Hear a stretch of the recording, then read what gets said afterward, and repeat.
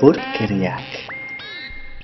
Haupa Iban Dilau Fraile, aka Mr. Dick.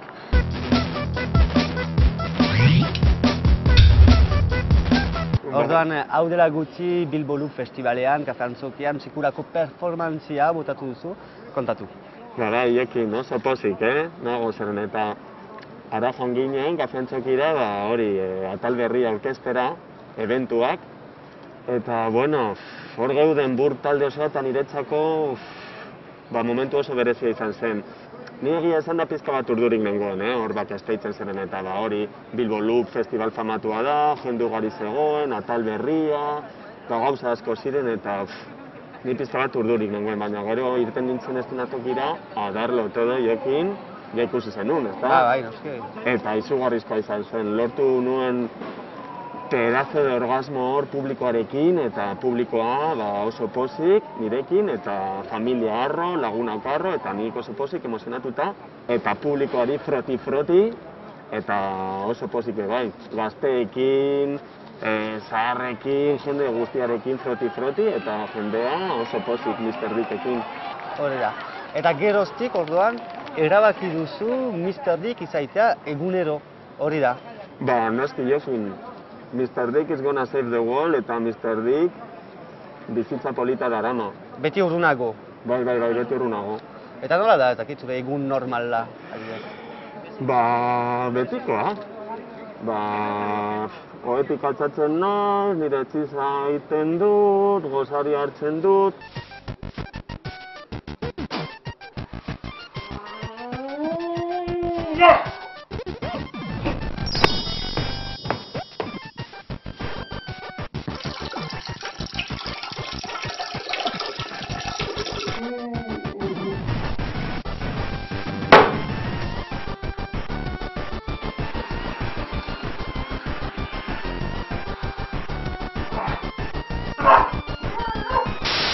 Kalera no, gauza bat bai.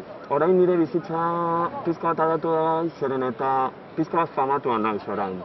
Jendea ikusi zuen hor Bilbo Loopen izugarrizko arrakasta, eta igual auzokoak agurtzen nau, eta agur, Mr. Dick, eta jendeak kaletik ezagutzen nau, orain famatua naiz.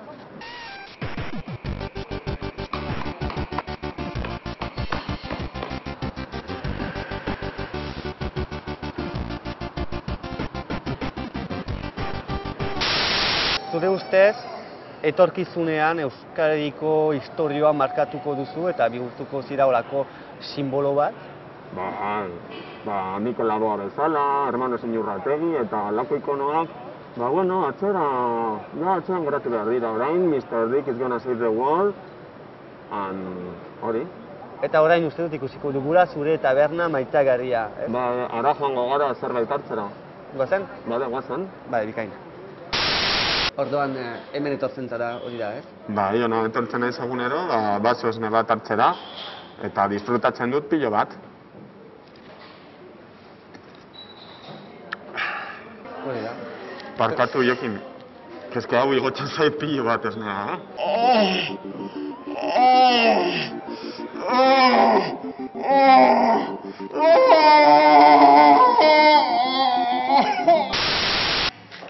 Iban. Jokin. Izugarria izan da hori? Primeran pasa dut. Eta bakizu zer egiten dudan ez eta gero? Ez. Pintxo tortilla hartu eta primeran. Parkatu jokin, ezket tortilla igotzen zait pilo bat, parkatu. Tortilla?